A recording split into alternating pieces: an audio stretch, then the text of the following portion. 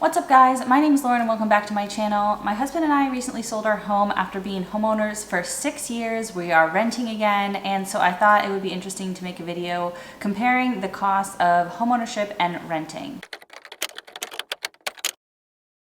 Now, a lot of times people think that renting is just throwing away money, but it's not that simple. And getting into homeownership, we had no idea how expensive it would be above and beyond our mortgage. So I'm gonna break down our old home that we just sold and our new apartment that we are currently in, all the costs and expenses that come up with renting versus homeownership. And so you can see like a side-by-side of what each of them costs, like at least in our experience. So we're not totally comparing apples to apples here because obviously like the two places we live are different. So our home, it was technically a condo, but it was a standalone condo. So it was like a small single family home. When we bought it, it was 2 bedrooms, 2.5 bathrooms with a full finished basement of about 1,000 square feet. So total we had about 2,600 square feet. So like 1,600 for a first floor and a second floor, and then a full finished basement. And in our new place, we are in 1,300 square feet with no basement. So it's about half the square footage, but similar amount of like normal living space, because the normal living space went down from about 1,500 or 1,600 down to 1,300. So like I said, when we moved into our condo, it had 2 bedrooms, and we actually did some construction to close the loft space that it had into a 3rd bedroom. And we did this because when we moved in, my husband and I, neither of us worked from home and we had no kids, and then eventually we both were working from home and had 2 kids, so it just obviously we needed more rooms, and so I'm really glad that we did that, and it made it a place we could stay in for longer. So the two places feel kind of similar because there's similar square footage. The apartment doesn't have a dining room, and that was about like 200 square feet, so we didn't really use the dining room very much. It was kind of my office actually, but it really wasn't like a space our family used a lot. So it's very similar in like the amount of space we're using. And then here we have 3 bedrooms and 2 full bathrooms, whereas before we had 3 bedrooms and 2.5 bathrooms. And we live like a couple towns over from where we used to, so there's like a little bit of different cost of living, but we're generally in the same area. We have generally the same size place, just without the basement, which is just like storage. So just to kind of give you a good sense of the differences between the two places. So let's get into all our monthly housing costs when we were homeowners versus now in the apartment. So first I'm gonna go through homeownership. So our mortgage was $2,140. So that amount included our actual mortgage payment, which went to principal and interest, and then also our property taxes were lumped into there. So our property taxes were quite high. We were paying about $8,000 a year. So don't forget about property taxes. If you're buying a home, that can be a significant amount. And once your mortgage is paid off, you still have to pay property taxes. Like that just never goes away. Okay, next we had a condo fee, and that was $207 a month, and that went up by $6 every year. So when we first were living there, it was like $175, and then they raised it to $195, and then they just decided to do like an inflation increase every year of $6. So that would have continued to go up. $6 is obviously not a lot, but $207 a month, it doesn't seem like a lot, but that's like almost $2,500 for the year. So it is a good amount of money to pay in condo fees. Now, because we had a detached condo, our condo association didn't cover our windows or our roof or anything. All it covered was basically like maintenance on the ground. So landscaping, and then in the winter, snow removal. So next for insurance, property insurance cost us about $50 a month. We used to pay it all in like one payment once a year, but if you broke it out monthly, it was about $50 a month. And it was a little lower for us because we were in a condo and it was pretty new. Next, maintenance. This is the biggest one that we were not prepared for when we bought a house. I knew that you needed to do maintenance, but because we bought a newer place, I thought, oh, we're not really gonna have to like pay that much for this, and it ended up being about $450 a month when you spread it all out. There wasn't some sort of maintenance cost every single month, but overall when we added it up and then averaged it out by month over those 6 years, we were paying like between $400 and $500 a month for maintenance costs. We had to replace our washer and dryer, we had to replace our range, we had to replace our dishwasher, we had to replace our hot water heater, we had to get maintenance on our hot water heater, we had to get maintenance multiple times on our HVAC system.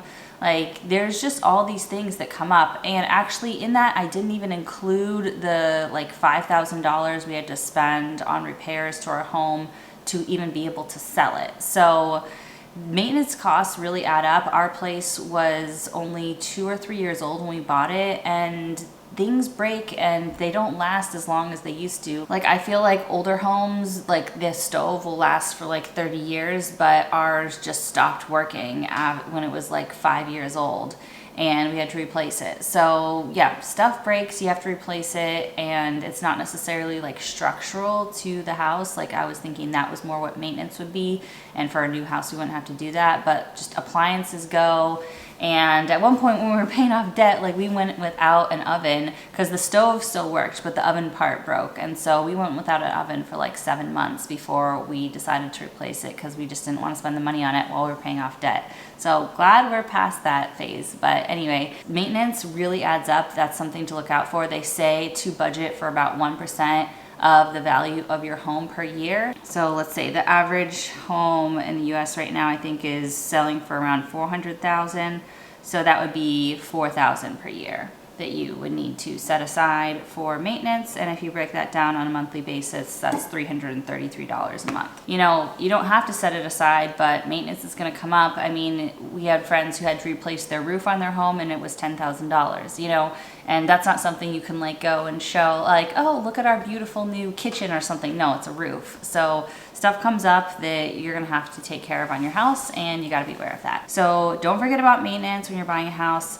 Finally, the last expense, utilities. It varied over the years, but towards the end, we were spending about $600 a month on utilities. And our state is just more expensive for utilities in general than most other states. Plus we have cold winters and hot summers, and our spring and fall is very short. So you're basically running the heat or the AC all year round. And yeah, $600 on utilities is what we were spending. So total monthly housing costs was $3,447. So even though our mortgage was not even $2,200 a month, we were spending more like $3,500 a month. So that's an extra $1,200 on housing costs between insurance and property taxes and condo fees, maintenance, utilities, all that. All right, moving on to our apartment. We are spending a lot more on rent, but we have less other costs. So in our apartment, we are spending $3,225 a month on rent, but the rest of the other costs are a lot lower. So we don't have a condo fee, obviously, but we do have a storage fee. We have a storage unit for all the overflow that wouldn't fit when we went from like 2,600 square feet down to 1,300 square feet.